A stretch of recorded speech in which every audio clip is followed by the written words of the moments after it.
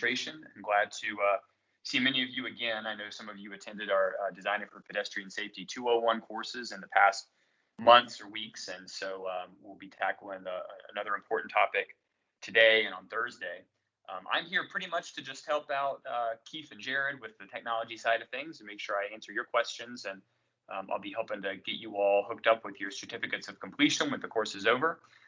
But I'll really be doing very little talking, and I'll let Keith and Jared share their expertise with you as we move through the material. Jeff King's here. Jeff was instrumental in getting these courses set up, and hopefully I'm sure he'll have a chance to issue his welcome and thanks shortly. I do want to mention that I'm recording this training. We're going to record all these modules, and we'll post them and share those video links with Jeff so we can get them out to you. So in case you miss anything, it's going to be there. We'll have a video file of that. We'll work to get the course modules out to you as well, a copy of those.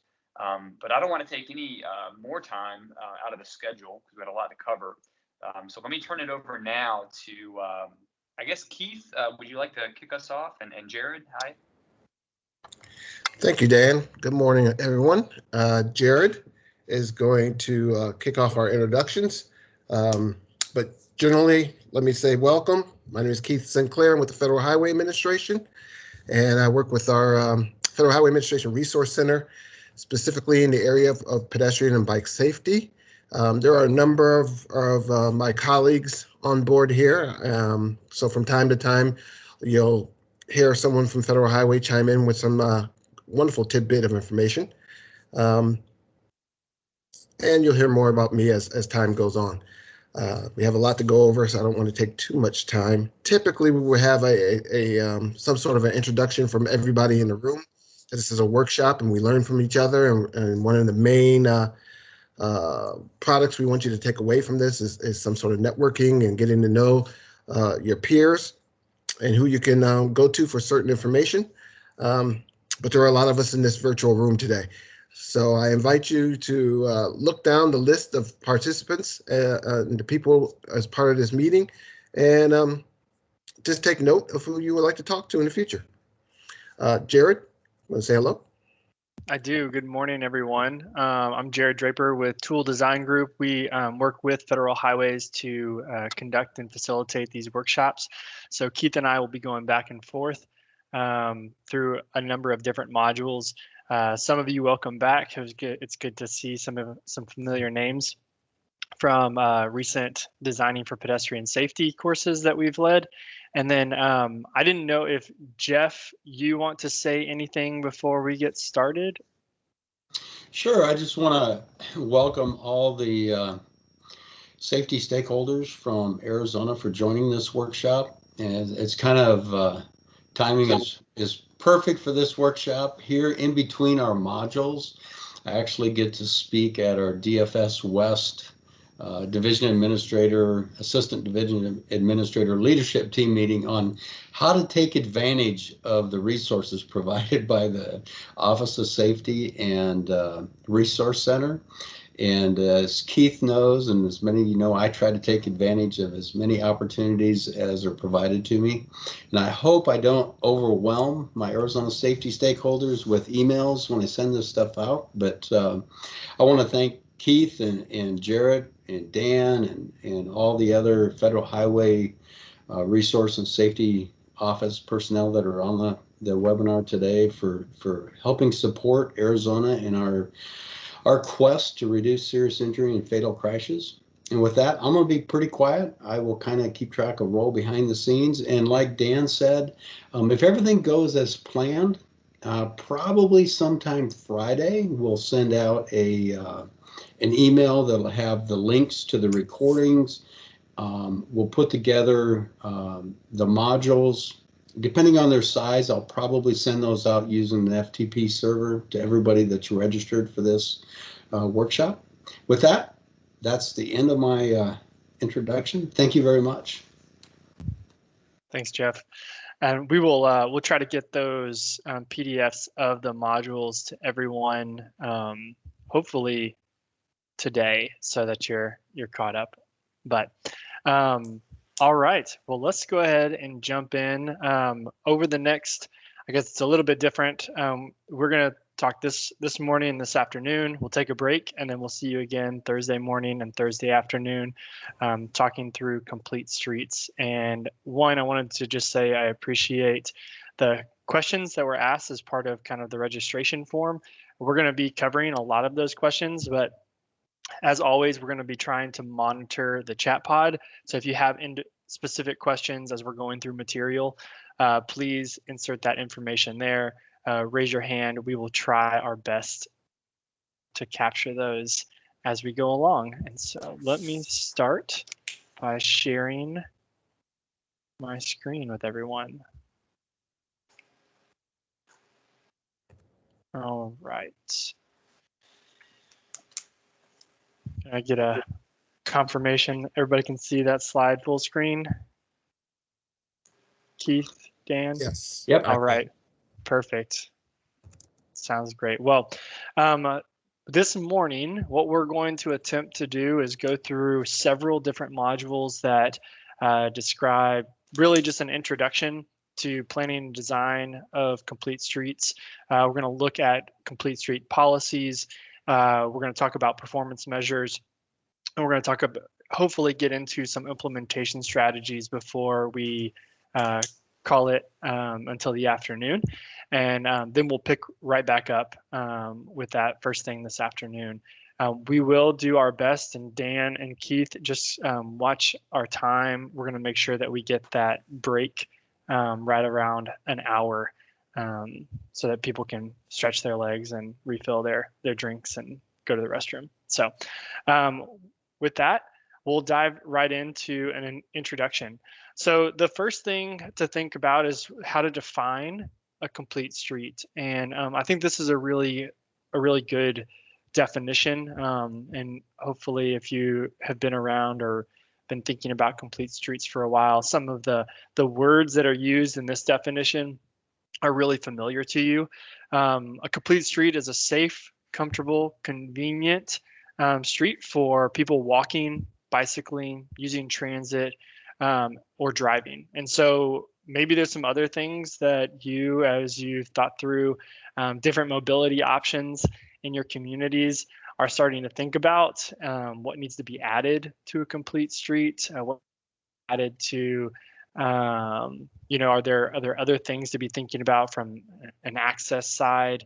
All of these things are really important as we think through. If you were part of the Designing for Pedestrian Safety modules, obviously there are a number of countermeasures and things that we discussed during that workshop that go into complete streets. And I think that you'll see some of those as we walk through. But there's always ways for us to create more completeness along our streets. And even though some of these changes are incremental and need to be updated over time. So with that, we want to dive into, I think, the first question. There were several questions about policy. We're going to go through this introduction quickly. We'll dive into a separate module that's really focused on policy, but we'll start with this overview of having a that provides and really focuses on all users along our streets, how they move, who is trying, what they're trying to access. Again, mobility options, really for all. This picture is really fantastic. If we got a bus and some car wheels, we would have a lot of modes and mobility options covered in this one picture. So what are we trying to accomplish, or what is a complete streets policy? This is something that is going to focus on ensuring there is space designated and that the space is designed for all users, that we're utilizing the entirety of our right-of-way to make sure that there is space for a variety of those different mode choices, mobility options, as well as some of the other things that we know are really important to our streets, furnishings, lighting, landscaping. You can see here parking, again, access to amenities and individual properties. So there's a lot of things that we oftentimes are trying to fit into our streets. And again, I think that there's a really good, a lot of people talk about what complete streets offer. Oftentimes when we're retrofitting for complete streets, one of the options that we'll talk about is road dieting. Keith had made a mention in a previous module that some people call this a road buffet. It gives you a lot more options. People are a lot more happy, or they seem a little bit more pleasant when they are at a buffet rather than when they're on a diet. And so maybe that's the way that we need to frame that conversation, is that it's giving those options. You can see here, there's a lot of reasons why we would want to have a complete street, and really to focus in on a complete street policy is providing that formal space within our right-of-way to accommodate a variety of different user groups who are trying to potentially access very similar things, but maybe trying to get there in different ways.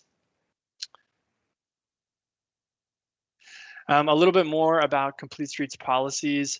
We need to make sure that we make the needs of everyone the default, rather than really focusing on one mode or another. So again, the idea of not needing to prove that there's a need for pedestrian, bike, transit, and driving facilities, it's really that the default is all of them are assumed, unless there's a reason that we can prove it, that one of those specific modes maybe has an alternative. And I think this is very true when it comes to some bikeway infrastructure, is that we could be looking at a complete street as part of our policy, but our bikeway network really identifies a very close parallel route that is much more comfortable, safe, convenient for people that are riding bicycles. And so there may be certain opportunities and that we could pull one of these user groups out,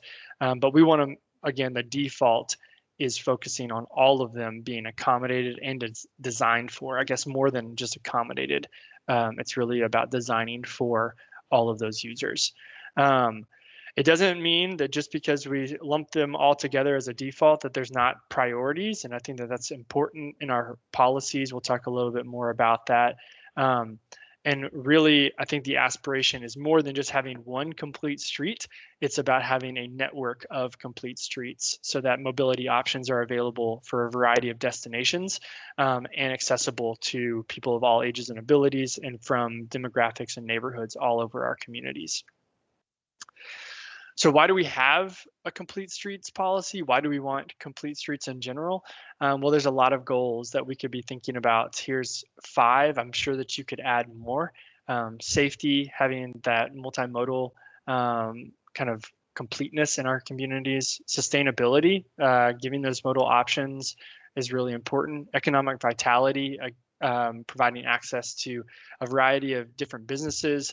And we know that people spend money that don't just arrive by car. So that's important. Equity and inclusion. And then again, I'm sure that you can think of several others, and your communities may have even identified other reasons or goals that you're trying to achieve through using or implementing a complete streets policy. Another reason would be to think about incentivizing complete streets with planning and design. I think that's really important that we don't isolate these two kind of pieces, that we're not thinking about just planning for complete streets without those designers and engineers in the room, and vice versa. We don't want to be designing or kind of creating the plans for complete street without thinking about the bigger picture. And so we want to make sure that these are done together. We can also be thinking about how this works internally at the agency led, but also is development and private development influences our streets and what they're putting onto the ground and into our communities.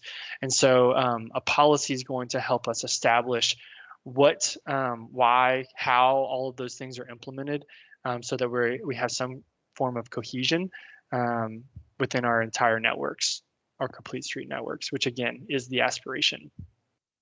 Another reason would be to shift some of the transportation investment from just the motor vehicle side or the private automobile to think about streets that have the opportunity for many more modes and kind of mobility options.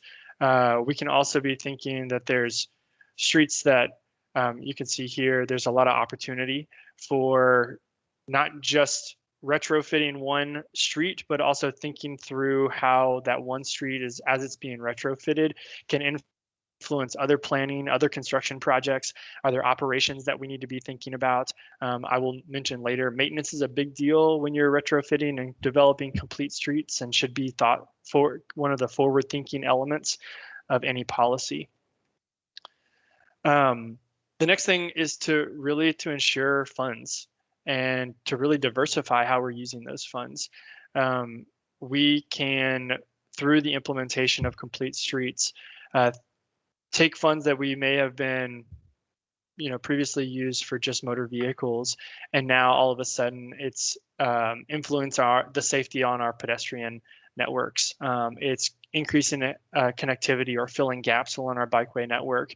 It's providing more comfortable transit amenities. And so those streets, I love the idea of doing more with less, is that the funding that we use can actually influence, can touch and impact, have high impact on a variety of different people with a variety of different trip types, mode choices, destinations that they're trying to access. And so that's a really big piece of implementing complete streets and really making all users the default as part of the work that we're doing. And then I think it's also important that we think about that this can be a process. Developing complete streets policies, implementing complete streets gives the community, gives stakeholders the opportunity to think outside of just the street that they drive on, but they all of a sudden can be thinking about a street that is really as much as enjoyable as the destination that they're trying to get to, and so it gives them that opportunity. And then ultimately, there's I guess a chance that you could be saving money through some complete streets efforts. You can, we know that retrofitting can be very expensive, and also, regular resurfacing can cost a lot. But there are also opportunities to cut costs by retrofitting, as well as even have some cost savings through resurfacing, because you're changing who's using parts of that street. And so again, long-term maintenance and thinking about operations into the future is a big piece of what should be set forward in any policy that's developed. Creating that network that's serving all users, we talked about that. And then ultimately giving professionals and kind of giving clear direction. I think a policy is, and we'll talk a lot about this in the next module, is that those policies that I would say are some of the best and really great examples nationwide have created language that is really strong, and they've used education and engagement to influence the words that are in those policies, and they've built a lot of support. And so it's clear direction on making decisions, which, if you are a transportation professional and you've been in that room of like, you're not really sure because there's not a policy or there's not a clear standard, complete streets policies can give you some of those things. All right. And then just a few elements. You'll see this slide again in the next module, but an ideal policy includes a variety of things, right? It's a vision. It includes all those users and modes as a default. It thinks about projects and phases. If you're going to have an exception, it's clear on why it's an exception. It's really holding you accountable to the intent of creating complete streets policies. It focuses on a connected network. You're not just stopping at your borders. You're maybe involving other jurisdictions or agencies. The design guidelines are a little bit more flexible, just because, again, you're going to be thinking about different constraints and different parts of your communities. And so we want to make sure that you're being inclusive in every area that you possibly can be, without being so rigid that projects just cannot be accomplished. It's context sensitive, and you'll see some great examples of this as well, that those that are context sensitive have a lot of great opportunities.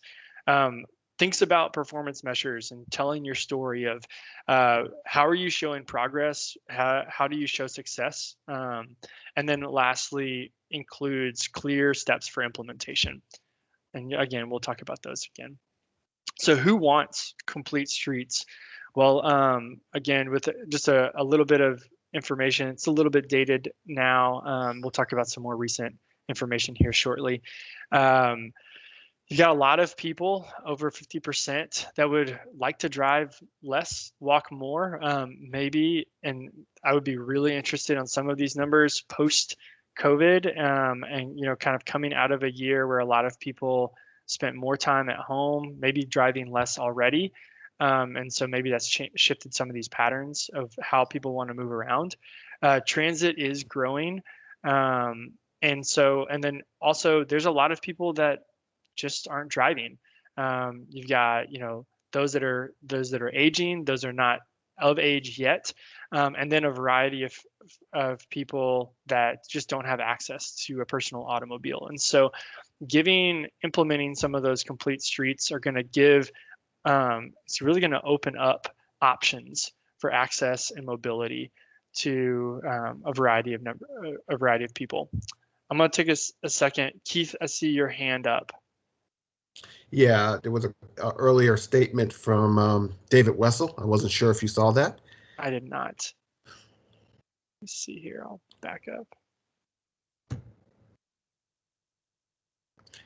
He reads, definitely want to hear more about networks, especially laying out network expectations for subdivisions.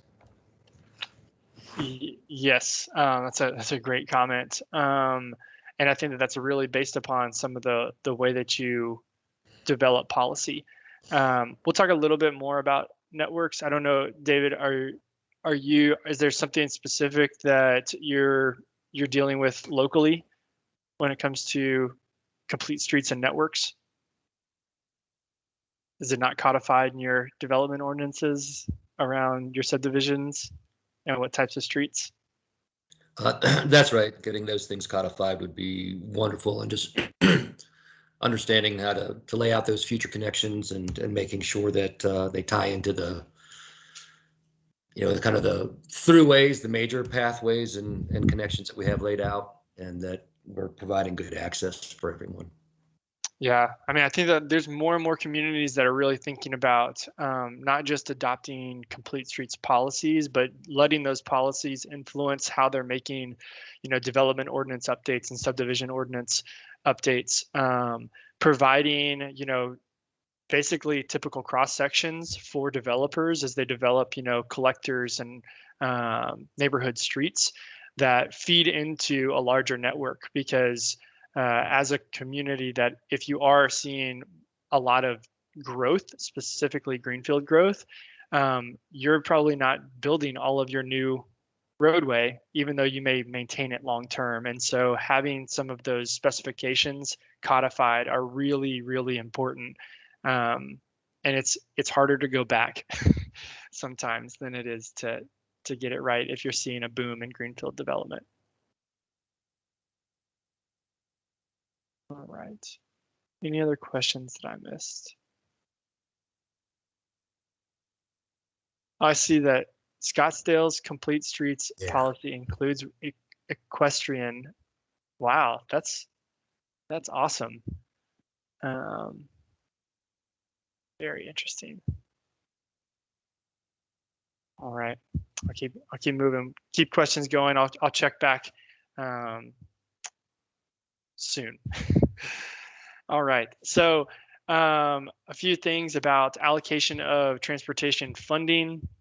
You can see this is kind of how respondents would want to allocate that funding, where you're seeing, again, more in this example, more respondents thinking about bicycling and walking and public transportation than roadways.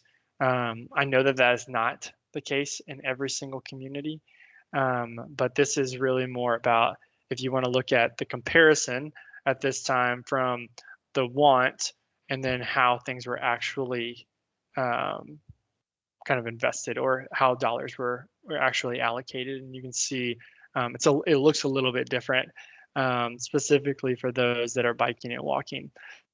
I think that when we talk earlier, and I think Jeff's introduction this morning around how we create safer streets, complete streets are one of those elements. And really thinking about, one, designating space, providing those walkways, those bikeways, places for transit, amenities and kind of the necessary pieces of transit, and the actual, throughways for all of those modes on our streets can do a lot to helping with safety. Without that infrastructure, it doesn't mean that people that have to walk won't walk. It doesn't mean that people that have to bike won't bike.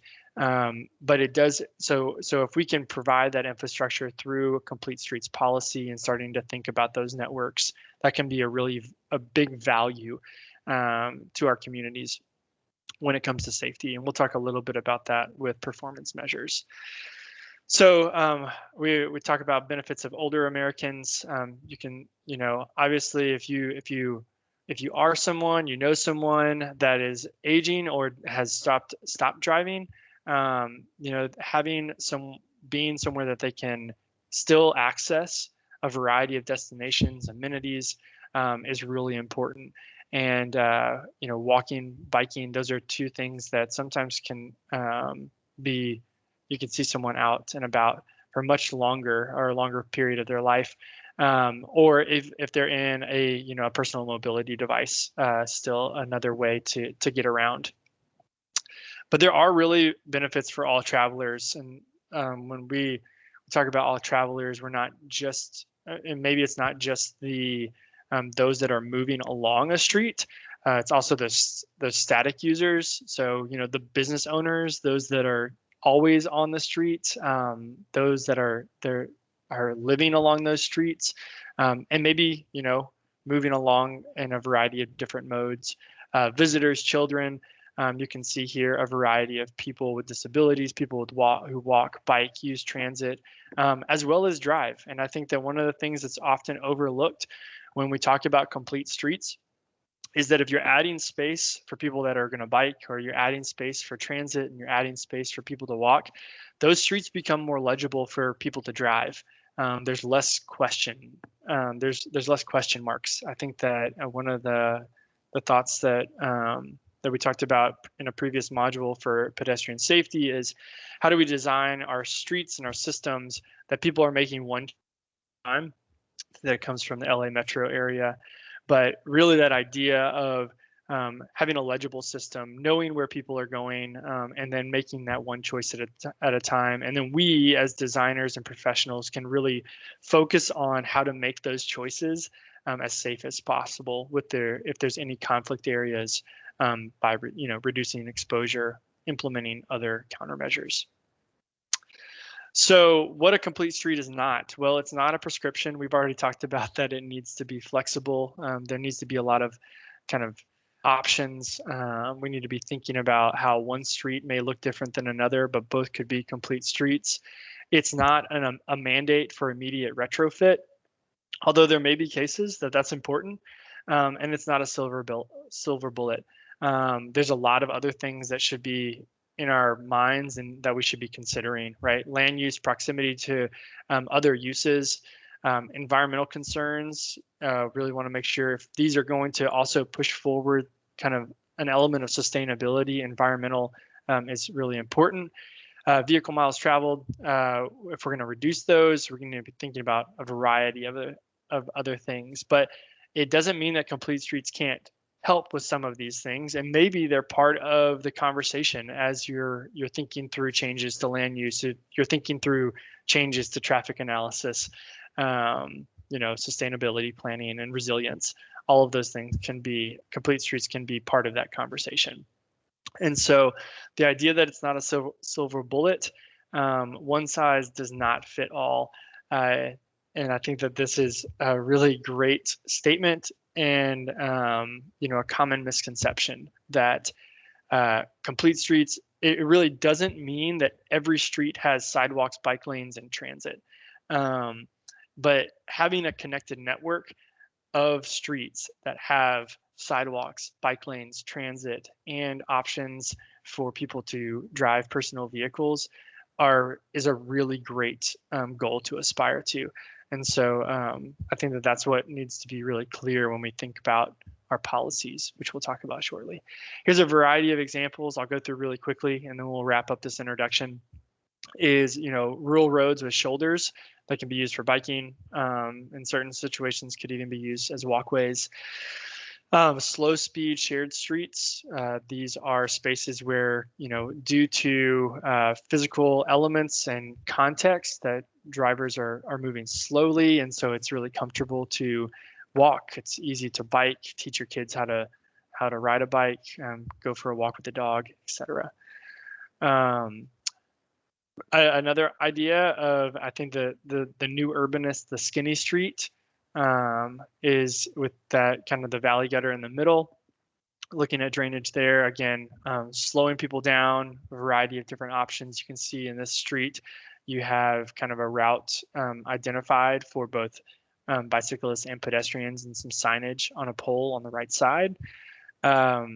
Thinking about crossings, adding those crossings in for specific destinations. Here you can think about safe routes to school. It could be a variety of other things, such as parks, other civic institutions, other major destinations within your community. So the right crossing along a street can really add to the completeness.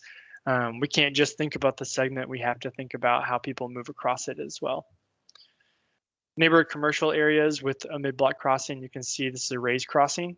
It really changes the entirety of that street when you add that element at the mid-block. High density neighborhoods with mid-block crossings, maybe seeing more frequent crossing in a picture in a context like this. And context is really important. Changing from a more rural setting to a high density neighborhood, you're going to see more frequent crossings. You may see other elements such as transit amenities, as well as bikeway infrastructure, rather than just a paved shoulder.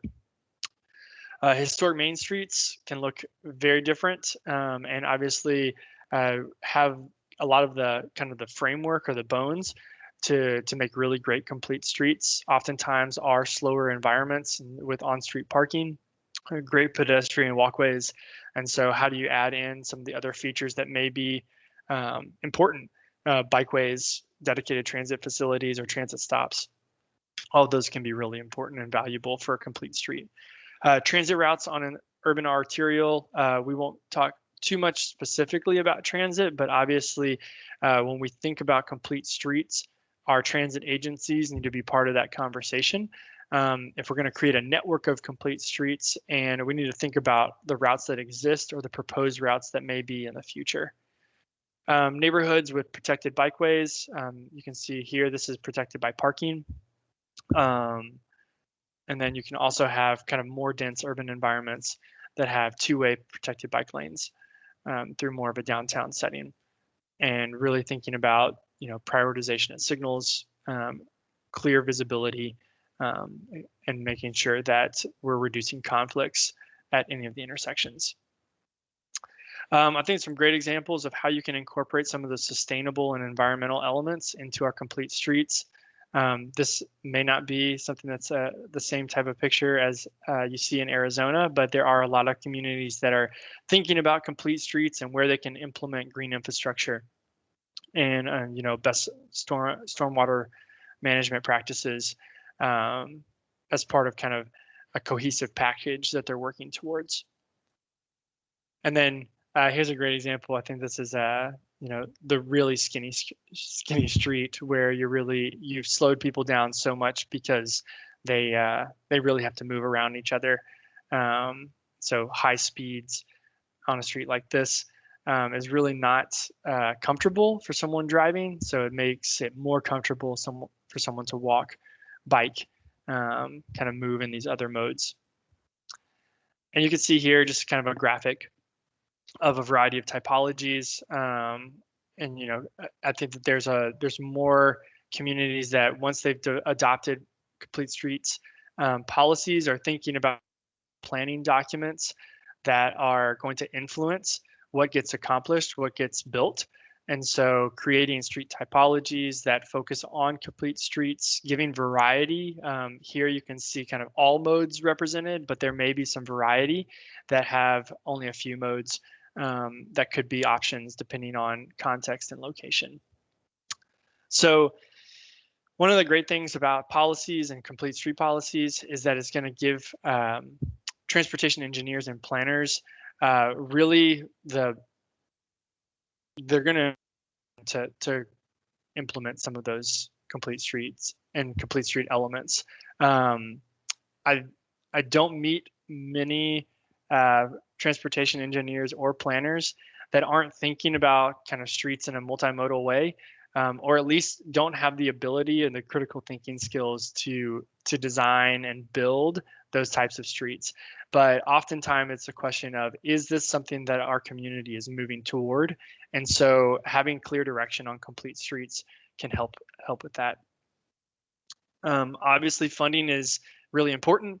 So complete streets can really use the funding the funding sources that you may already be using or thinking about in a variety of different ways. And so here's just a few examples to think about that. Sometimes you can just you can use the funding sources and the way that you already have thought through your budgeting cycle to implement complete streets without thinking through additional funding before you get started. And then finally, well, does it cost more? You know, at times, I think if we're honest, yes, it does. But it doesn't mean that every project is always going to cost more. We can retrofit streets fairly cost effectively. We can really minimize the need for that additional funding. And then ultimately, when we think about overall design of new capital projects or even in retrofits, we can be strategic on how that money is spent and really be thoughtful about ways to save money as we complete streets. And then thinking about the long-term maintenance, where there may be some cost savings over time with maintenance and or operations. All right, I'm going to go with some questions before we dive into the next module, if we have any. That was just an introduction. Anything jumping out at anyone? I don't see anything jumping out.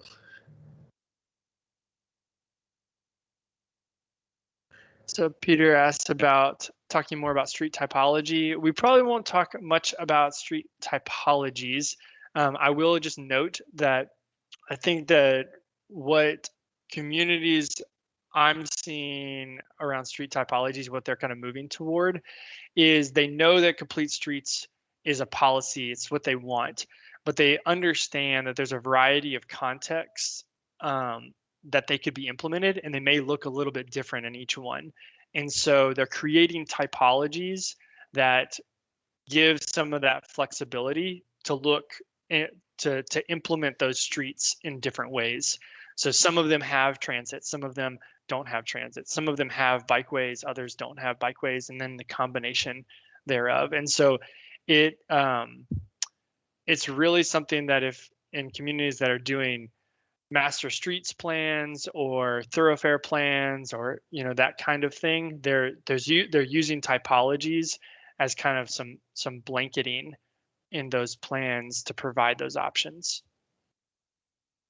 Hope that helps, Peter. Any other questions?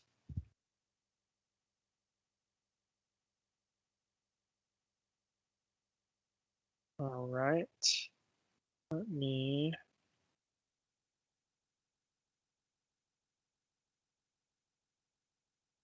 All right, so let's see here. Let's go to the next one. We'll talk specifically about policies now.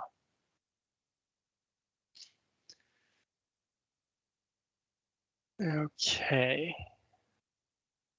And the nice thing about this morning is that most of these modules are fairly short. So we're gonna move through several before we finish the morning. Okay.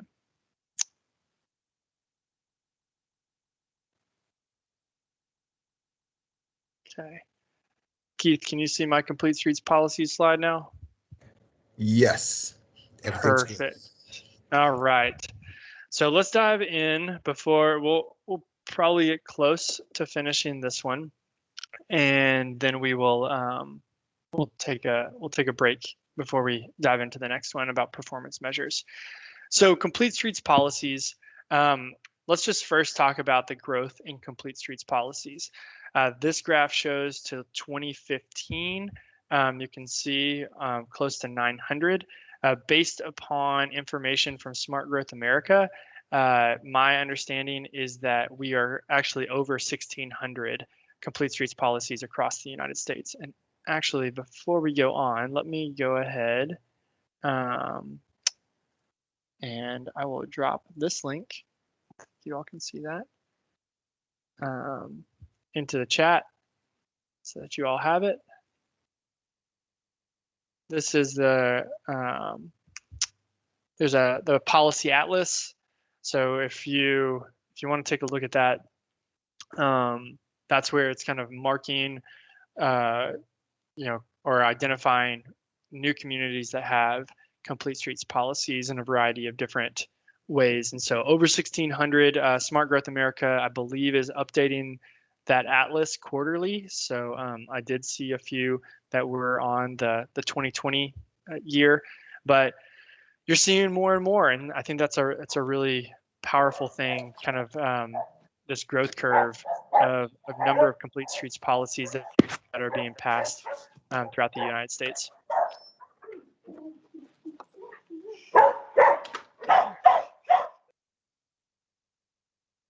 So thinking about municipalities, what types of municipalities? And again, this would be something that I think would be really fascinating to be looking at now.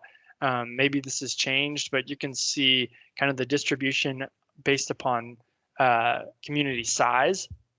We're really seeing a lot of smaller suburban communities pass and adopt complete street policies, along with a variety of kind of smaller towns. It doesn't mean that larger cities and mid-sized cities are not adopting complete streets policies, but I think that there's the need for, and I think it goes back to who in these communities would benefit from complete streets in those smaller suburbs, those towns, mid-sized suburbs. You're seeing a population that really can, they're already geographically maybe really close together, and so having all of those mode choices is really valuable. You can see here, this is that same link that I posted in the chat on this slide, but this is just showing some of the distribution of the number localities, local and regional policies that exist.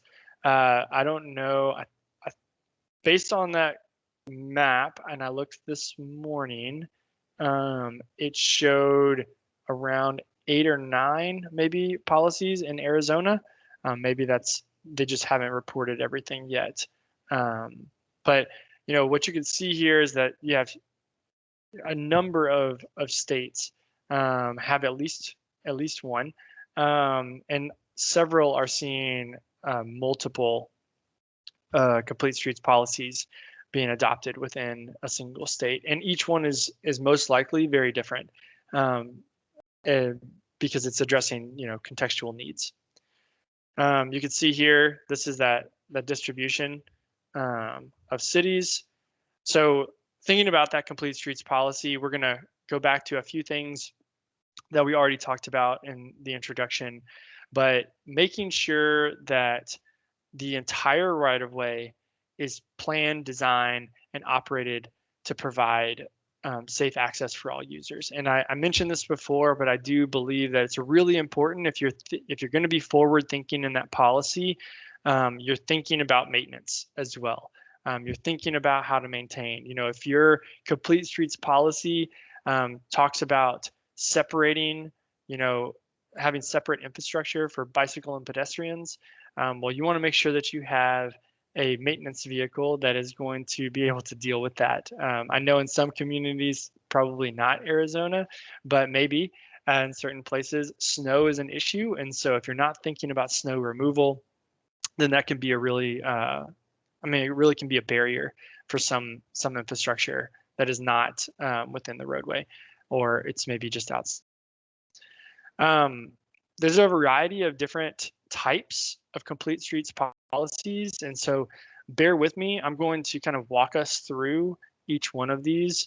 So, we have council-driven policies, we have council-approved policies, directives, and then citizen votes. And so with ordinances under the council-driven, ordinances are going to be legally required.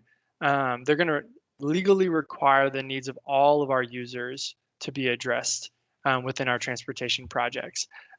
This could even be applying, again, if it's codified, it could be applying to our private developers by changing those subdivision requirements or even some of our zoning requirements. Ordinances require strong support from the community and elected officials. And these are going to be the most enforceable by law. So we really can't overlook the ordinances.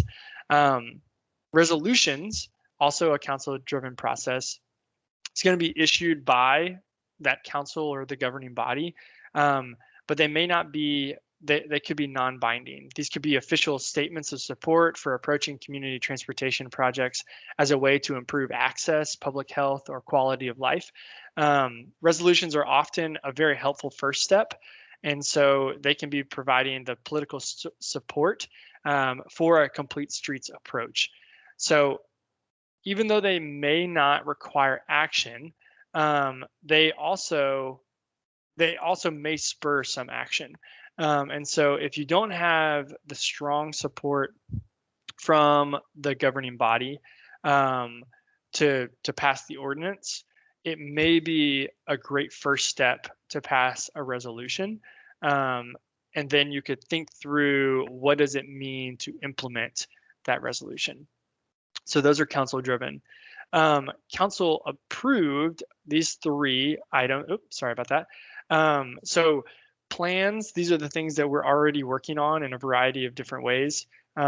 These can sometimes complete streets ideas and implementation steps can be embedded into the plans that we adopt. And so that could be a really good way to think through complete streets, and maybe it's a small area, maybe it's even something larger like a comprehensive plan, thinking about the goals of moving forward and having that, having multimodal options for people in our community and visitors as well. City policies, a city council or a governing body may take action by adopting a policy as something that's official to the city. Generally, this is going to mean that the complete street policy is developed by an internal group of stakeholders. It could include representatives from a variety of different departments across the city, or even a broader group of stakeholders and residents, or a select group of them. This is going to be something that the city or that governing body approves. And although it's not as robust as an ordinance, like a resolution, a policy like this, even though it's not legally binding, it could have a lot more in support, both internally and externally, depending upon who gave the input and who developed it.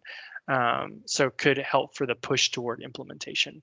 And then lastly, under council approved is the design guidelines.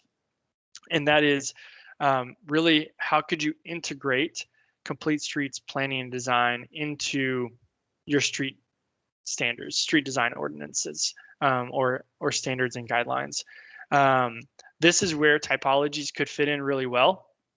If you're thinking about updating manuals, if you're doing some of those, thoroughfare plans or other street design guiding documents, that you could think about typologies and really insert the value and the intent of complete streets into those design guidelines. And so there's a variety of different resources that could be available for those design guidelines as well. Directives, to here, there would be the departmental policy. This is maybe relatively uncommon. I don't know if there's any communities in Arizona that are maybe represented here that have kind of that departmental policy, but really it's these are going to be issued by the head of a department, usually something that's created in-house, more about a procedure change rather than a resolution or an ordinance. The other option for a directive would be an executive order. This is something that's often noted by whoever is kind of leading in a community. Kind of that chief executive could be the mayor. And this is going to be helpful in identifying the problem and thinking through what the next steps should be.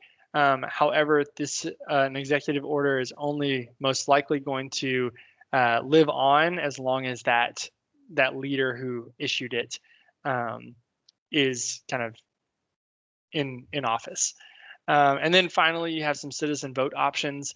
These may be something that some communities are considering, or maybe they're doing this in other areas, and Complete Streets hasn't really been one of the areas that has been given attention, but it's at least an option to think about a tax levy or even a ballot measure where this is more focused on how do we fund streets that offer more mobility options for residents and visitors within our community. All right, where are we at? We got a few more minutes. We'll take a break. So we've already talked through this slide. Go ahead. There were some questions or some side discussions that came up with the previous slides. We started talking about different weather climates, and we transitioned over to at-grade railroad crossings, and that led to a question on whether or not there are any typologies for complete streets on bridges or complete bridges. Do you have any good background on that or anything you would like to add? I don't know if I have an example of a complete street policy or complete street bridge. But I do think that if you have a policy for complete streets, that it doesn't stop at bridges. And so maybe it's retrofitting bridges can be a little bit interesting, or can be kind of a tricky topic. But it doesn't mean that if there's going to be major modifications or upgrades to a bridge, that elements could not be installed. I don't know if I had, Keith, do you have any complete street bridges options? No, the most I've been involved with complete street options on bridges had dealt with the bicycle lane requirement, providing bike access across bridges, which has been around for ages, and trying to expand that and to include pedestrians. I have no greater insight on that. I will ask some of my Federal Highway coworkers online if they have anything they want to add.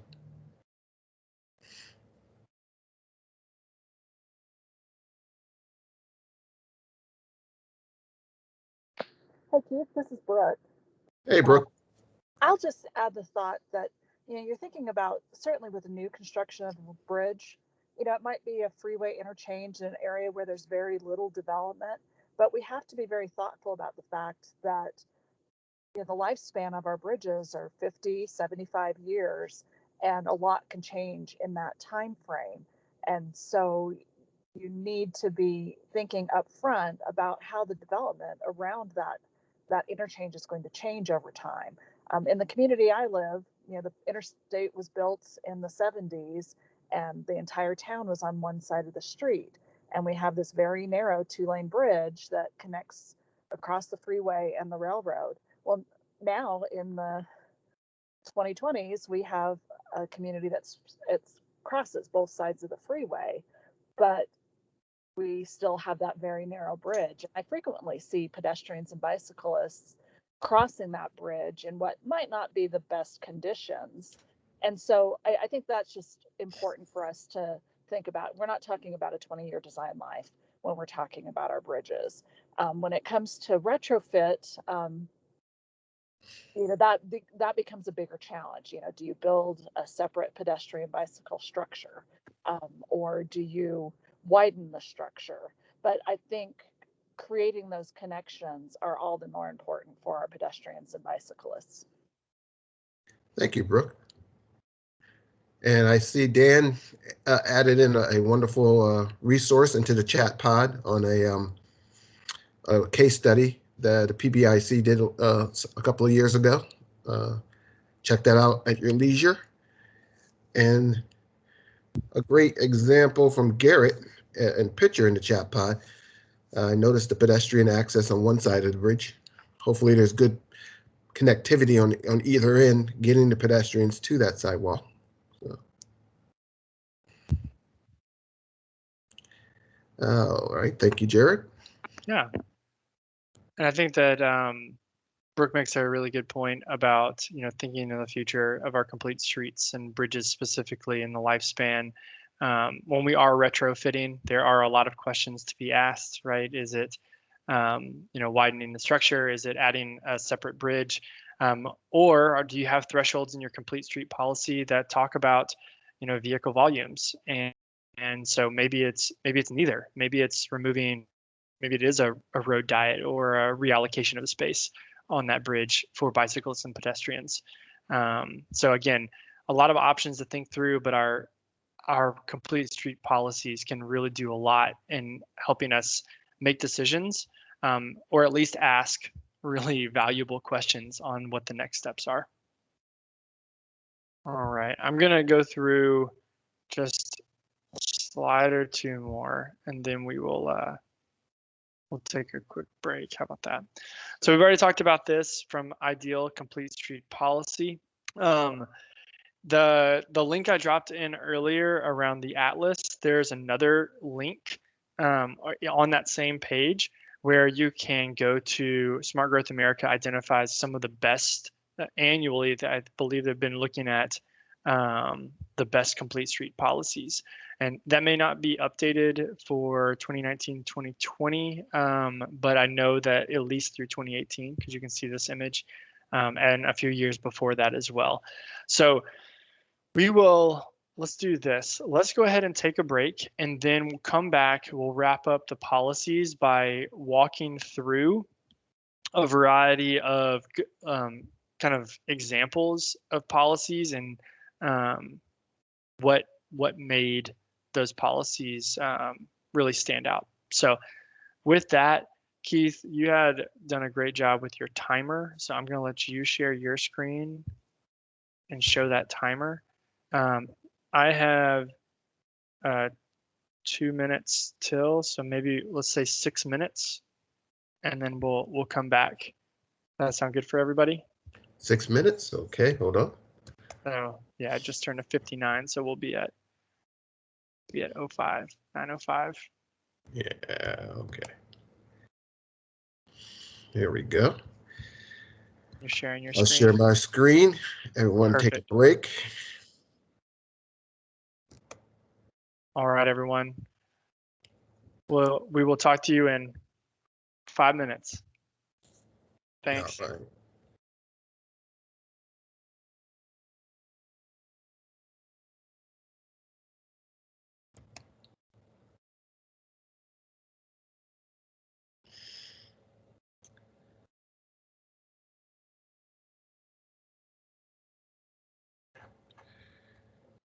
Oh, Greg.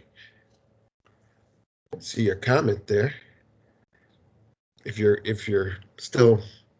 back from your break, or you can unmute.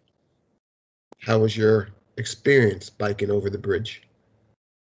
Greg Mace.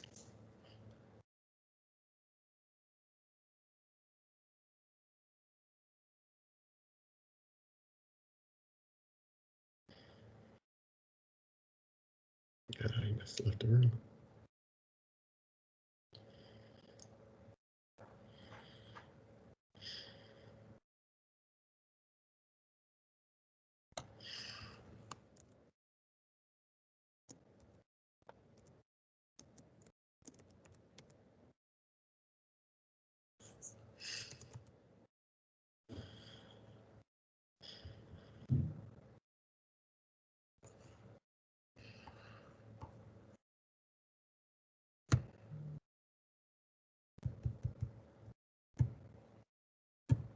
Hey Keith, it's Garrett. Can you hear me? Yes, I can. So Greg was saying he hasn't ridden that section. I'm the one complaining about it. Well, he said There he pedaled northbound. says I've never pedaled in this spot. I've never pedaled in southbound, but northbound, yes. I'm sorry, I didn't read that correctly, Mhm. which is weird because I guess it's a northwesterly road. I never thought about it that way. Looks high Yeah, speed. northbound there is a sidewalk all along, and it's very easy to negotiate. Mm-hmm. Southbound is not very easy. All right. Like they've made some really nice pathway connections, but they Mhm. loop around to go against traffic. Then you've got several I-40 on ramps and off ramps to negotiate as a cyclist going against traffic. Oh. And then you get to a certain point where you really need to be back on the other side of the street, and there isn't a way to get there. Because Um, the median divide continues on the road for a while. well, there's just no crossings after Yeah. that point, and so I feel like I should be back going with the flow of traffic, but they're just, you know how Google sometimes you just lose the ability to do aerial photos. Well, Yeah. I just got that. Anyway, there's a really popular mountain biking area that's on the other side of this freeway on the south side of I-40, and trying to make a connection to it is tough. Mm-hmm. Are you talking about Campbell Mesa trails? Yeah, Yeah, that's real close to here. but I'm coming from over like East Flag, so I've done 4th Street into Continental that way. I've done Steve's into to Solari. You still got to come up and go backwards. It's just not an easy situation, understandably, with all the on and off ramps I was telling Keith about on I-40. But I've been screamed at for trying to claim the lane and come across that bridge. I can imagine. That's the 89 coming from Donny Park people coming and turning left to go south and then proceed west on 40. That's a hairy area. I've been on this pavement road northbound, because for the same reasons you were stating earlier, like those side trail road pathways, they're so random. They send you in such a long roundabout way. I was better off staying in the traffic lanes and then making the left onto 66. Yeah. What are Well, the vehicle speeds on that road? This looks like a high-speed facility. Oh yeah. I mean, Yeah. it shouldn't be. They just came out of a stoplight, but because everybody's getting ready to like get on the freeway, they're already at freeway speeds. Oh, okay. So, but there's 6 lanes. I should be able to take one of them. The problem is one of them turns into an on-ramp. And so trying to get across that just outside of the picture I sent, it becomes that rightmost lane, I think ends, and it basically becomes a forced exit to the entrance to I-40. Yeah, it's a Yeah, slip lane. This is a great example. All the visual clues given to the drivers is high-speed facility. Oh yeah. Gun. We had a car go across that bridge and not make the turn down towards the shops by Country Club. It launched into the building off the road, hit the second story and down. I trust they were going easily over 100. It's not hard to get going that fast on that straightaway. All right. I gotta get some coffee. Or hurry up because the break is over. You bet. You I got to bet. get rid of some coffee. I'll be right back. 6 minutes are up, and had a little nice discussion in the interim. But Jared, I'll turn it right back over to you. You're on mute. Sounds good. All I right. can see your screen. Very good. Perfect. All right. So we will we'll dive in to we want to just kind of end the policy discussion before we dive into performance metrics with a look at a few complete street policies and some reasons why they may be notable. You may have done very similar things, but I think that there's some really good information here. We're not going to look at the specific policy language. Rather, we are going to look at some of the rationale and kind of the process in developing their complete streets policies. I do believe that through Smart Growth America, they have some links to the actual policy language if you're interested in any of those. So a few examples, Cleveland Heights, Ohio. I think that, you could see some of these headlines of kind of take your time and use your resources. Really why this policy stood out is there was a number of emphases on equity, attention to detail, and really the binding language to spur implementation. I think that's really important when we think about those ideal components of a Vision Zero policy. The clear path forward to implementation of how you're going to take action is really important. You can see here one of the steps that the planning director took was to build support prior to moving forward into the complete street policy from local leadership. And the results of that were the strong policy language, the understanding of what are best practices. And then I think that this is really valuable is that there was a clear demonstration of not only the need for complete streets, but how they could also be affordable within their community. And so, again, I think that the reason that a policy like this is notable is because it's not just one element that they're doing right, but there's a variety of things. I will say, depending on your community, because complete streets policies should be context sensitive, you may read this policy from Cleveland Heights, Ohio, and it may not fit. The elements and the way that the process went might not work for your community, or the implementation steps may not be the right process. But again, I think that that's what's really important for us to think through when we're developing policies to make them right for your place, because that's what you're trying to change. You don't want to just grab Cleveland Heights and say it will work here if there are different contexts or steps in the process that need to be modified or adjusted. Next, Des Moines, Iowa.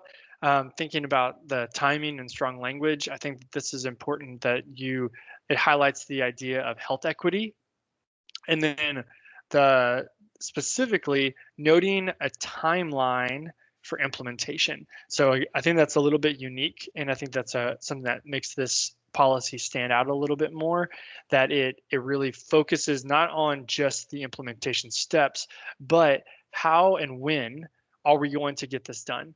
And so I think that the other piece of this is that when we think about timing, there's a lot of benefit from us implementing complete streets policies, thinking about the action items that are associated when we're doing other strategic planning elements. And so the fact that Des Moines was doing this and adopting this policy, and it coincided with the city's strategic planning efforts, really could go a long way to marry those two things together, and make sure that they're aligning with goals and direction that are going to ultimately push forward and identify kind of what those high priority action items could be.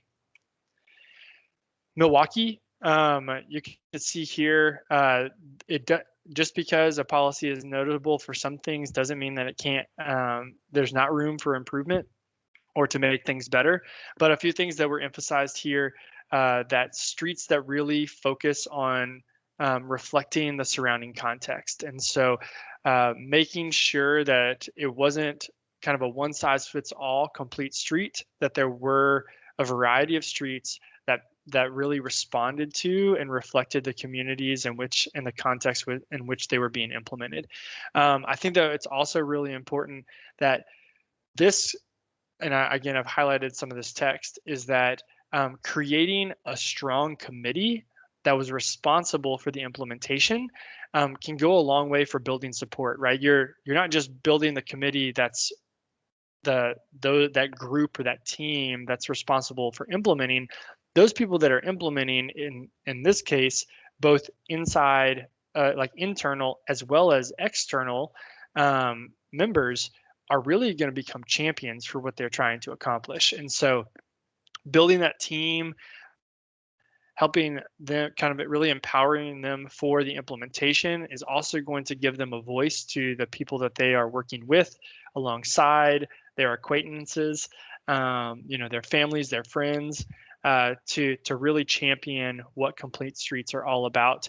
And so again, that's another thing to be thinking about as you kind of move to the next stage and developing those policies. Neptune Beach, you can see this is really kind of the idea of messaging, and I think it's really important for us to think about how we message some of this information, building kind of a coalition, or really thinking about how we talk about Complete Streets and what the benefits are. I think you saw some other policies that did a really good job of that. Can go a long way to not only the individual outreach efforts for projects, but also for the overall policy and kind of the impact that it's going to make. And so I think it's really nice that this one, there was specific elements that were prioritized for design, and really there was a focus on how does this change things for the long term, and that kind of systems approach when we think about the aspirational element of Complete Streets, really the opportunity for us to create a system or a network of Complete Streets rather than a single project is a really big deal. And then the last example that we'll talk through is Huntsville, Alabama. This is really focused on both the engagement and the education first, prior to any of the development of the Complete Streets policy. And so bringing together not only those that are decision makers, but city staff as well as the public to understand what they're trying to achieve through Complete Streets. What is not a small task. Any of you that have been part of an education campaign or something that is trying to give more information to the public about a change, it takes a lot of work. But those are the types of projects and those are the types of campaigns and efforts that really can, if they're done thoughtfully and strategically, can pay really big dividends in the end. And so Huntsville, Alabama is a good example of doing that engagement up front, but not letting it stop, even though that they've already passed a Complete Streets policy. So they're continuing to create messages. Their messages probably changing constantly of kind of how they're not only telling their story of progress and success, but also what is to come in the future. All right. That is the last slide I've got for policies. Are there any examples or questions? Sorry. It looks like Donna. Yeah, that's a good question from Donna. That's a good question. This is Donna. It is a good question. We have a mediocre one that got downgraded to a guidance instead of a policy before I was ever at the DOT. And we're coming up on our long-range transportation policy or long-range transportation plan update. And I just see a opportunity to kind of insert some of this in the greater plan, but I don't have good examples. Yeah, I'm trying to think of some. I believe that, and I'd have to double check. Um, I want to say that Massachusetts may have, I know that they've kind of paired some of their stuff with Vision Zero. Um, North Carolina is currently in the process. I mean, they've recently updated their complete streets policy and information and guidance. I would probably I'd have to do a deeper dive, but I think, Donna, that's a really great question, and Yeah. one that we'll dive into for sure. And if I can find more information shortly, I'll add it to the chat. Great, Yeah, thank you.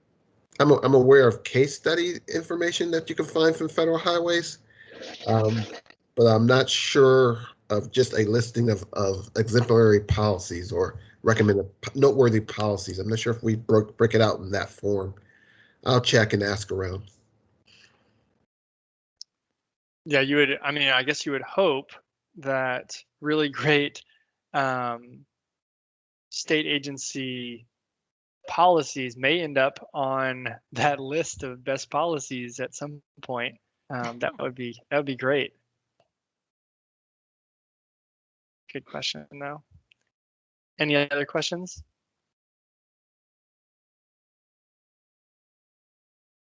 All right. Let's see here.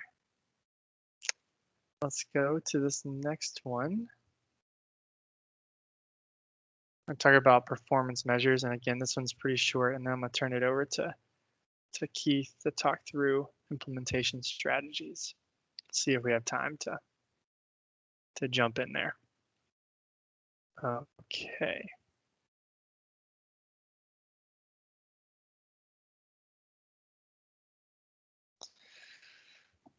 Okay.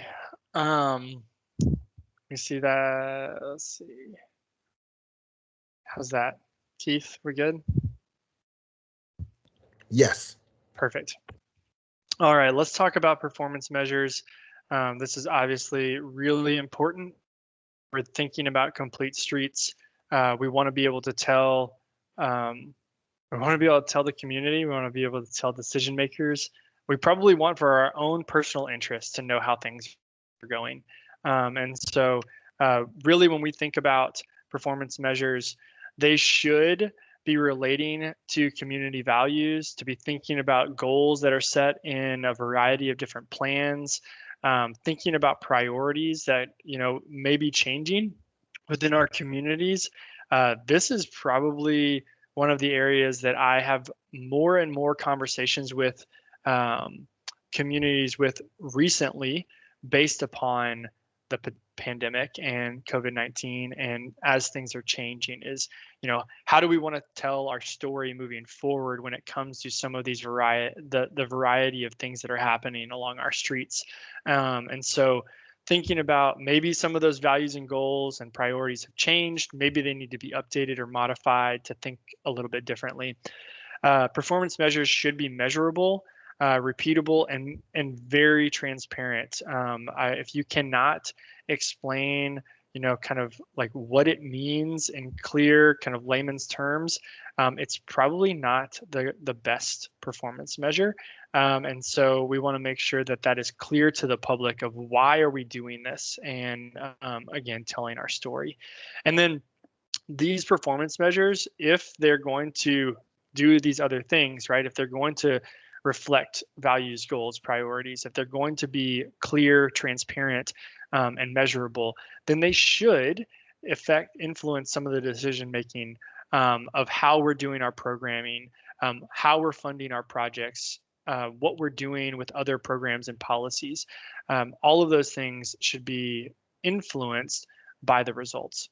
And so now I can tell you that there's a lot of performance measures that communities see the results and they don't influence decision making. And then the question that I would have for most of those communities is, do they really relate to what you're trying to accomplish when it comes to values and goals and priorities? Because if you get results back that should cause you to shift or change something, then and you ignore them, then maybe they aren't reflecting exactly what you want in your community, or what your community is telling you that they want.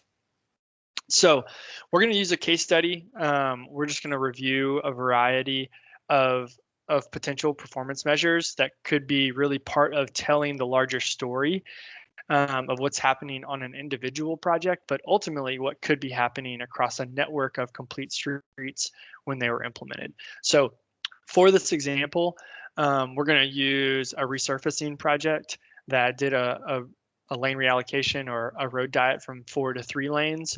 And then thinking through, how do you measure success for this? And really, how do you tell the story of what has been happening? So we're going to look at 7 performance measures. We'll start with the crash rate. So you can see here kind of a before and after of 12.6 to 8.4. Obviously, a reduction is really important. It's part of that story. 34% reduction in a crash rate can be really valuable, specifically if you have other goals system-wide at reducing some of your crashes on your system. And maybe this is part of one of the countermeasures that you're using to help with pedestrian or bicyclist safety on your streets.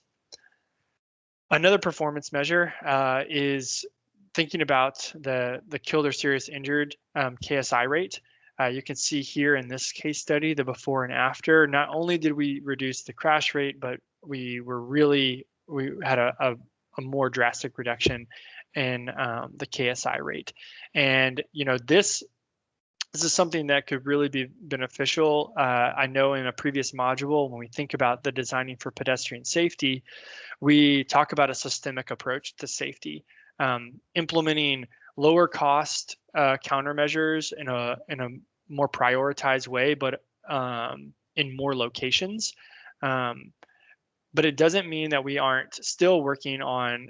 There's an element of combining that traditional approach and spot treatments to really help with mitigating some of those KSI fatal or serious crashes. And so this is one of those things that when we think about this a road diet and we're implementing a complete street, we could really be achieving a lot of the goals when it comes to systemic safety. We could be kind of working toward that network of complete streets, adding additional options for mobility. So really, there's a lot of things that pile on here that can be really beneficial. You can see here speeding analysis, the change before and after. So the good news here is that the speeding analysis showed a reduction in all 3 sections of the street. So on the north end, the reduction of 52%, the middle section, a reduction of 9%, and then the south end, a reduction of 34%. So really pretty good numbers. Maybe there's more analysis that needs to be done in that middle section to think about why things didn't change as much, but it didn't look like the middle section had as much speeding beforehand. But again, another way for us to measure what's happening before and after the implementation of a complete street. Next is traffic volumes. So this one's a little bit interesting. Right before you have a higher volume, and then right after you see the kind of the dip in volume. However, another measure a little bit later showed that volume increased again. And so really another way to kind of to think about that data. What is that telling you? What's happening with traffic patterns? Did traffic patterns change initially and then they kind of move back to what they were anticipated to be? And really, did your the 3-lane probably still operates fine with the new volume over time. Another measure would be performance, the on and off street parking utilization. And so you can see before and then after. This is one that you want probably to see increase, and I think that that's a value to a variety of goals that your community could have, thinking about economic development specifically. And so having those spaces occupied and utilized is really could be a gain for local businesses. On the 4-lane section previously, there's very little buffer. Maybe people felt uncomfortable. If you know someone that doesn't feel comfortable parallel parking, maybe that was a reason they just avoided it altogether. But with a little bit more buffer, a little bit more space, it could be a little bit more comfortable to get in and out of those spaces, and then directly access adjacent properties. Last 2 performance measures, one being pedestrian volumes. So, the sidewalk in this example didn't really change, but what changed was what was adjacent to that sidewalk. Just because you didn't have, even though you had parking previously, it was less utilized. So kind of feeling the effects of those travel lanes. And then there was just more travel lanes. And so not only the pedestrian volumes are along this street, but maybe there's some crossing that people were avoiding just due to the number of travel lanes that were required. And then lastly would be bicyclist volumes. So you can see here before and then after. This is really a pretty strong increase of 30%. But really you're saying you went from having no infrastructure to providing that infrastructure. And so hopefully over time, you would see this number even grow more substantially, where bicyclists understand that this is a more convenient and a designated, there's designated infrastructure for them to ride on the street. There may be some other elements that are along the street that are still deterring some riders. And really that could get into a different conversation about what type of bikeway is most appropriate for your users. But really that's something to be thinking about anytime you're implementing a complete street, is what the appropriate facility type is for all of those users that you're trying to design for. Few other ideas, just calling them widget, but really easy ways to display information around your network and changes that may be occurring, ultimately pointing to some of the success or progress that you're making. So you could be talking through, lane miles of pavement, lane miles of complete streets, how you're kind of working through the number of curb ramps that are installed, or even maybe that's updated and modified, identifying high crash locations, number of bike racks installed. Again, that's an amenity that can be a really key piece of any complete street project. Miles of bus rapid transit installed, other information that's associated with transit specifically that you can kind of keep track of in more of a dashboard setting. You can see here another idea about linear feet of sidewalks that have been improved, maintained, installed, or miles of bike lanes, intersections that are transformed, could all be things that are measured. And change that, I deleted an E on that slide, that can be really valuable for us, to really demonstrate to the public what is being done, what's being accomplished, and how you're tracking things over time. It is important that these are things that you can start to think about before you're implementing a lot of projects, because you want to show show the change and collect the data that's going to help you do the analysis and track performance. Other things that you could be thinking about, citizen complaints may or may not be something that you want to track. I know that it's often very valuable for decision makers to know kind of the voices that are being heard, but I think that you take any of that with a grain of salt and you compare that with the data that you're collecting to tell the full story, not just highlight the loud voices that either may approve or disapprove of what that project is. Parking turnover, utilization, sales. I think when economic development is one of the key goals of your community and you're thinking about complete streets, sales can be a really powerful story. VMT, and then a variety of others. And before I wrap up and take a few questions, I did just want to note, I'll drop this link in the chat, but road diet specifically for this example is listed under one of the proven countermeasures on FHWA website, looking at an overall crash reduction of 19 to 47%. And so I think that there's, again, this is just one example of complete street implementation through a road diet. There's a lot of other things that are really valuable when it comes to implementing complete streets. And so, yeah, I just wanted to, I think the key takeaway from this module is that we need to make sure that we are developing projects that we can track what's happening and then ultimately tell our story at the end of the day of what has changed and why it's important to our communities. So with that, I'll take any questions. I don't know if there are any. Well, I do have something I would like to discuss, but before that, any questions on performance measures in particular from the group? We can get that out of the way.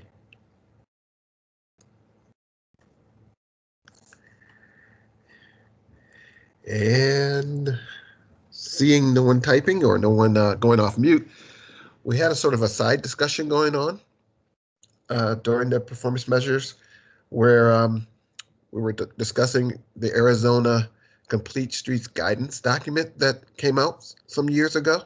I'm guessing years. Sarah and Donna, correct me if I'm wrong, but it seems like a good example or something we should discuss on, the possibility of resurrecting that document, updating it, and getting some strong support behind it. Yeah, so this is Donna. I'll put a link to it in the chat as soon as I get a chance to look it up. I wasn't here when it was being created, so Sarah probably has a better understanding of the process that it went through. But right now, it really doesn't have an owner at ADOT. It's just not being elevated to the level. So I am discussing it with my boss about how to really resurrect the idea of it with the upcoming long-range transportation plan. And we really haven't gotten to the point where we're even talking about whether it needs to be a standalone thing or whether we just need to flow it into that document or how we're going to move forward with it. But it is on our radar. I just want to tell everybody that. That's very good. This is David Wessel from Flagstaff. I was involved in that process, and I think it was a couple things that were at play there. One was, there's money available, through a federal program, and somebody went out and got money. Mm-hmm. But there wasn't necessarily a champion behind it at the higher levels of ADOT. And then it was a case after that of kind of preaching to the choir. A lot of people who were enthusiastic about it, but not necessarily within the power structure, if you will. So got to spend the money, got to check a box, but really needed a champion. And so, Donna, I wish you luck, offer my support, but it definitely needs some top down because as you know, you're there in the belly of the beast. There's not, the people who've come up through the ranks in ADOT did not come from a bicycle and pedestrian background. Yeah, you've definitely hit the nail on the head. It had a champion. It was sort of at my level, which I am freely going to say I'm a low-level employee to ADOT. And you're right. It needs some people at the top to understand it and champion it. And so that's what we're strategically trying to figure out is who to approach now that we might have a little. It's getting better slowly, believe it or not, at ADOT. So we're hoping that this time around we'll be able to find some higher level support. Well, this is Sarah Dector from Flagstaff. I would say that there are many communities in Arizona that at the community level either have a complete street policy or working towards one. And so I think there's been a lot of expertise and knowledge and support for that, having that at the state level for many communities. But I think you're right, just getting this top down to pay attention to it has been the real struggle. It's important to note that many of the arterials through Flagstaff and some of the other small rural communities are state highways, and not having alignment on complete streets and bicycle, ped, and transit priorities is a huge hurdle to being effective partners. We've been experiencing that in the Milton Road and 180 corridor study, and ADOT has valiantly been trying to figure out and navigate that space, but the divide is still very clear. Yeah, this is Dave. Just want to respond to that very quickly and to the earlier point made about networks. Just that question of crossing frequency, that actually creates the network. That's a discussion that we're having in that, State Highway Milton Road space, and really gets to a point that you made earlier, Jared, about, well, maybe there's a parallel facility. What I've read is sometimes called a layered network. Well, once you have those parallel facilities, that really puts pressure on getting the right number of crossings to actually access businesses along the street, for instance, or along the highway. So those are some of the things I'd love to learn about and be able to converse with the ADOTs of the world about. The ADOTs of the world. I don't want to take up any more time. David and Sarah, thank you very much for your insights. If you don't mind, I'm going to reach out to both of you probably this week or next and just pick your brains a little bit more as I move forward with this.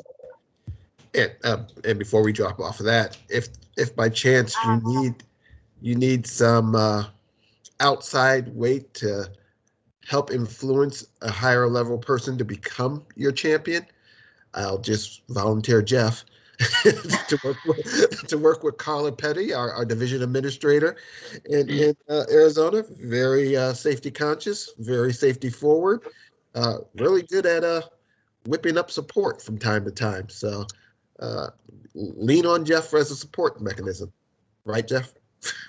Yeah, absolutely. And I know the topic of my discussion here when I jump off this meeting includes complete streets. I think and Keith, you could probably further this more than I, but I think at the high level at FHWA, it's going to be a focus in the future, and I know Carla supports that. So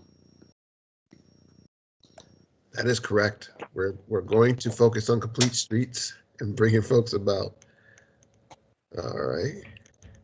Keith, I wanted to just mention two things before you jump in.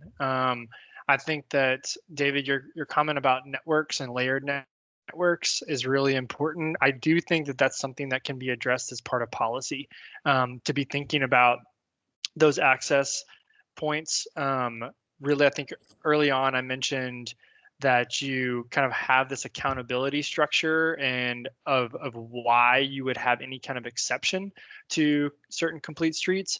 I think you can build in directly the idea of, if you're going to have parallel facilities somewhere else, what does that mean for direct access? Because we don't want to just like altogether take away access to those businesses and some of the kind of the benefits that could come from that direct access. So just to be thinking through specifically how those parallel facilities and those alternative options could fit into your policy is a really good direction. And then to Scott's question around how some complete streets, specifically road diets, are resulting in kind of some issues at the neighborhood street level, where people are looking for cut throughs. I think it's a really good point to be thinking about. I do think that it's not uncommon what you're experiencing, the way that I see most communities thinking through that process is a little bit more holistically, that they are not only thinking about the complete street project that they're doing, but they are thinking about those parallel or alternative routes that drivers may take, and that the project itself could include not only what's being retrofitted or deemed the complete street, but they're also simultaneously creating or dedicating funding for those neighborhood traffic calming elements. So it's kind of you kind of have the trunk line, but also those kind of other key streets that are incorporated all into the same project, to think about it holistically. I'm not saying that always helps. People still find the way that cut through route all of the time. But I do think that having that approach, being a little bit more comprehensive than just the single street that we're working on, can be really helpful. And do you see it from time to time a combination with an enforcement plan? I think, and enforcement's going to be a really good thing. It can be a really good thing. I also think that if you've built champions within the community, that they can also help with any kind of education campaign, and then again, be really on board with what's kind of the next steps that should be taken. Yep. I see some hands up. Yeah. Dave, I think David was first, and then and Maria Angelica. So David? Yeah, from a performance measure standpoint, do you see many communities using things like the bicycle comfort index or bicycle stress level? And part of my question for that is kind of from an equity perspective. Again, this Milton Road example Sarah brought up is a good one, where if you just kind of look at a level of a service from a BCI perspective, Ped Bike and Transit are probably below a reasonable threshold. So just bringing them up to some minimal level. But we don't have a policy in place that says this is our minimum level of pedestrian comfort or bicycle comfort. And so we're at this unequal starting point, if you will, with other modes, or with the automobile mode. And so it's just like anything feels like, oh, that's a win, or maybe anything presented by ADOT is, in their perspective, a win, but it's not even bringing us up necessarily to a minimum standard if we actually had one. So I'm curious if people are using that as a tool. I think that that can be one performance measure. I think that you just want to make sure that you're thinking about. I think what you brought up with going from nothing to something is really important to think about what that something is. And so, a level of comfort or a level of traffic analysis is one way to measure that.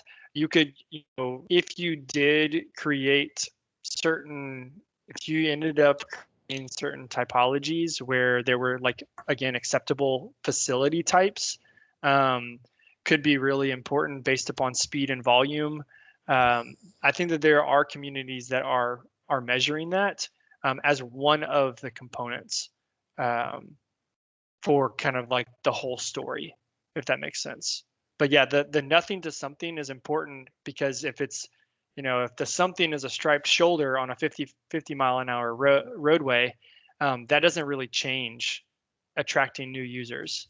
But if it's a separated facility on that same roadway, that could be a big difference maker. And so inserting those elements into your policy could be really, really valuable. Mm-hmm. And Brooke points out there are some great examples in the Measuring Multimodal Networks Connectivity Guidebook, and I was going to say that's a great resource mm-hmm. for both bicycle and pedestrian performance measures. Okay, that answers your question, David? Yeah, that was helpful, and I'll take a look at the manual. And there's one thing about measuring, but then having targets is the next thing. Yeah. Like, I can measure intersection density, but what's a good intersection density? And hopefully that manual gets at that. But thank you for sharing that. And how often are you going to get that level of stress data or collected. That's a good point. Maria Angelica?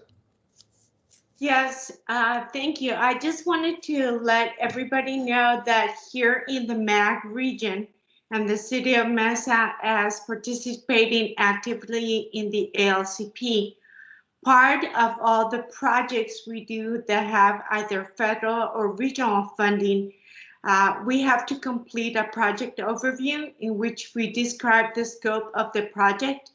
And the document we have to complete includes questions about having or installing a complete street concept within that project. And I just think that when you are developing the scope of your project, if you have that question, you start looking at implementing complete streets, or why is it possible, or what is possible from that concept, which I think brings it forward not only to us developing the scope, but also everyone that you're selling the project to, as well as it should be included in programs like Safe Routes to School. I think that we shouldn't try to create a new program, just try to weave inside those that have already been established and have a good track record or even funding. That's an excellent segue to implementation. I saw one more hand. Okay. Well, I think it's Reed. Build on that stuff. Go Reed. Yeah, I just want to respectfully disagree with Jared about the value of adding paved shoulders. We've got a number of 2-lane rural roads that have the speed limits of 55, and there were several that lead to our larger parks where we added a paved shoulder, and the number of bicyclists riding on that is significantly higher than it was before. So that's one of my concerns about the safety or stress level analysis, is that if you've got a rural road and it's a straight road and it goes for 20 miles, having a paved shoulder, it makes a huge difference in the amount of stress you feel when those semis pass you.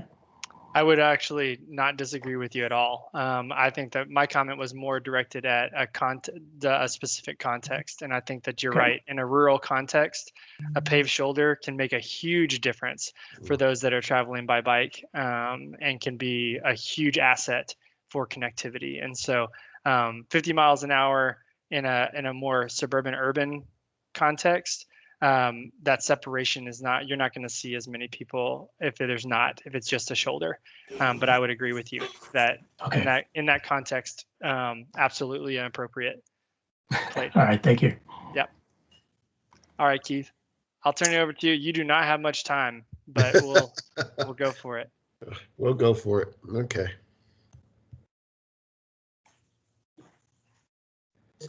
You all should see my screen now. I do not see the full screen. There we go. There we go. So we don't have much time, and we're talking about implementation. We've already started discussing it, so that's very well. So in terms of taking our policy into practice, and things we should look for or look to do in order to get our complete street policies implemented. We'll talk about relooking at our current guidelines and standards, update them as need be, providing ample training opportunities for the professionals involved.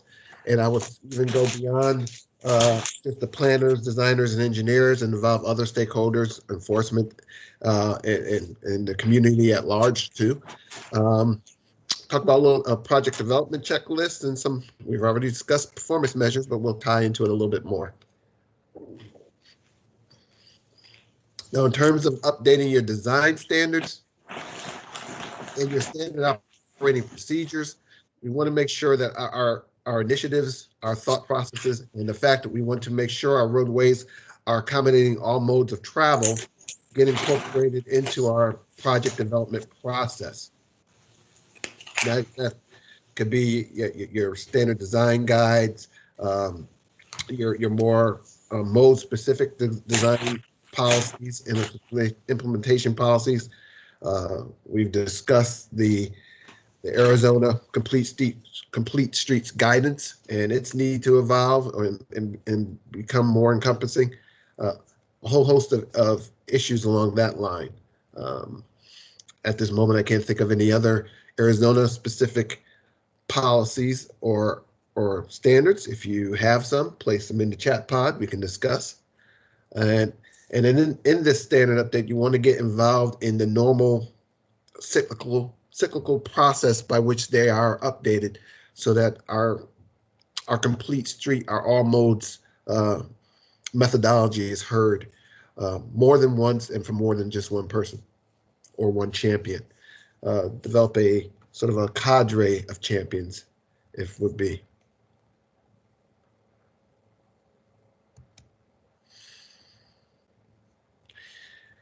Take every opportunity we can come across to provide training and input to keep this initiative fresh and on the minds of all those stakeholders involved in project development. And we have various workshops as we're doing today, but you can expand towards normal meetings, annual or periodic meetings of various professionals on your state or local level. And even from down to the simple, maybe you only can get 10 minutes or less at a local planning meeting or a local city council meeting to keep this concept in their minds, and especially in the minds of decision makers. Keep planting the seed and build over time. Provide some initial thoughts on complete streets, then come back later and provide how complete streets can benefit this community or the council on a particular issue. Yeah. But it's not a one-stop shop initiative. You have to put together a comprehensive training or updating or better yet, a marketing plan for complete streets. Keep it out in front. I'm not sure if anyone has any thoughts on this that we want to further discuss, or if anyone has seen some good examples of this, we can discuss. Jared, have you been involved in any non-traditional, or as opposed to the slide, methods for training the stakeholders involved on complete streets? I think recently there's been some work that I've been a part of that's for strategic mobility plans that have really focused on how to transform some of their street network into complete streets, and ultimately an outcome of a network of complete streets. So that's been really interesting. Again, taking more of one of those kind of the planning approach, like a specific plan, and using that for workshops and education and engagement to focus on complete streets. Great example. And more on a project level, I've been involved in road safety assessments, RSAs, where we initially start off the RSA process with a training session, not just on the whole RSA process, but on being more accommodating to all modes of travel and design features also. So that can be a useful tool from time to time too.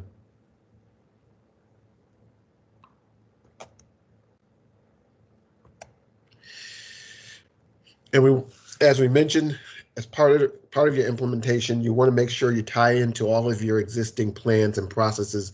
They have a good history and a good foothold in the normal processes of your agencies and your stakeholders.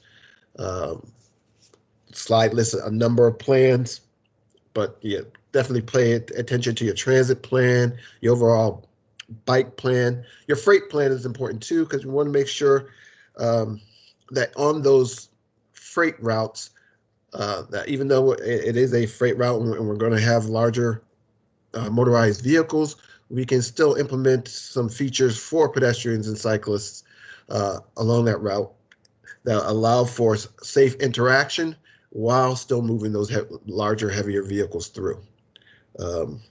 It may require some slower turns at intersections or at turns, but we can get it in there. We'll talk a little bit more about that during the design phase.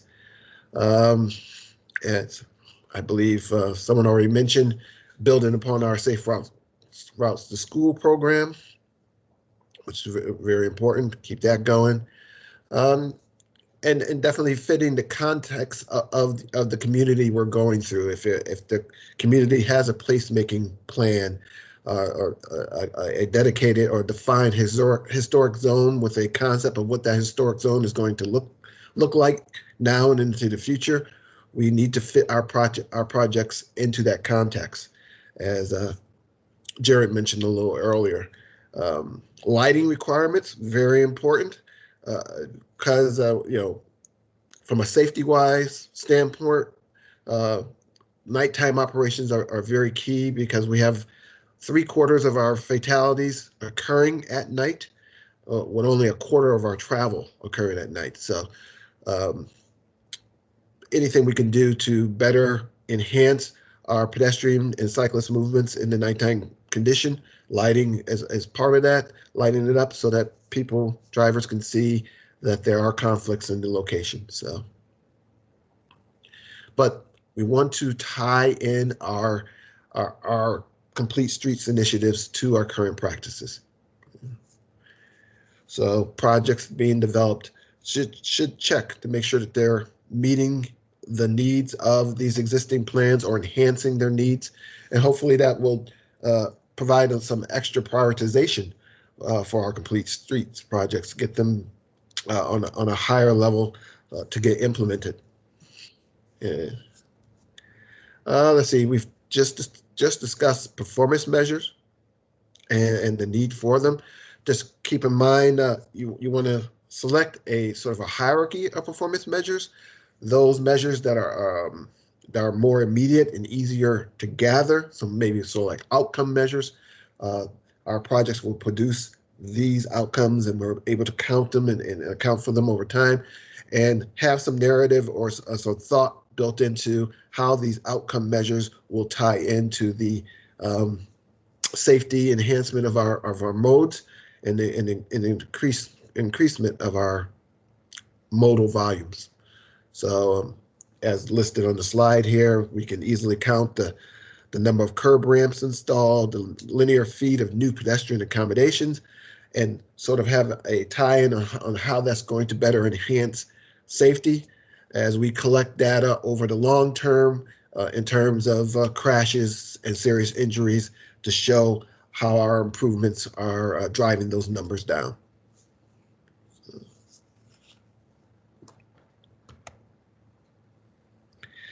And again, we have those modal plans out there that have their own implementation strategies that we can build upon, like your pedestrian safety action plan or your bike safety action plan will have an implementation arm. We'll tie into that and better get our projects and things built up on the roadways. If I'm going too fast, slow me down. And in our requests for proposals, when we're hiring consultants and professionals to help us develop our plans, develop our projects, implement our projects, review our projects, we need to make sure that we have the right expertise in the mix and have people on board who understand our goals at Complete Streets, at fostering modal equity, and getting them on board too. So have some requirements in your proposals, your RFPs, on the level of knowledge and expertise from your professionals that you're looking for. Hey, Keith. Yes. We are right at time. All right. I know you only have a few slides left, but maybe we can finish those out this first thing this afternoon. I think I've already covered prioritization. Okay. So yeah, think of any questions you might have, and we'll address those when we're right at the start when we come back this afternoon. We're going to come right back to this room. And so I thank you all for your interaction. It's been great, and your attention. Please come back and give us more of the same. Anything else, Jer? I think I was just going to say this afternoon, we will finish this. We'll dive into design flexibility and then designing sidewalks. If we have time, we will start designing bikeways, but we may need to hold off on that one until Thursday morning, but we'll see where we get to. I'm going to stay on the line for a couple of minutes. So if you have some questions or want to discuss something, we can. I really want to talk with Sarah about the dark skies issue in Flagstaff. But if you have to jump off, we can discuss offline at a different time. Hi, Keith. This is Sarah. Yeah, I do have another meeting I have to jump to, and I won't be joining this afternoon because I got a presentation with county supervisors I have to do. But if you can, feel free to send me an email, or maybe we can chat at a different time. Okay, no problem. Good luck with And your if presentation. Jeff is here, Jeff's really the expert on it. So Jeff Bauman might be still around. Okay. Good luck with your presentation. Thanks. Get some additional complete streets champions out of your presentation, hopefully.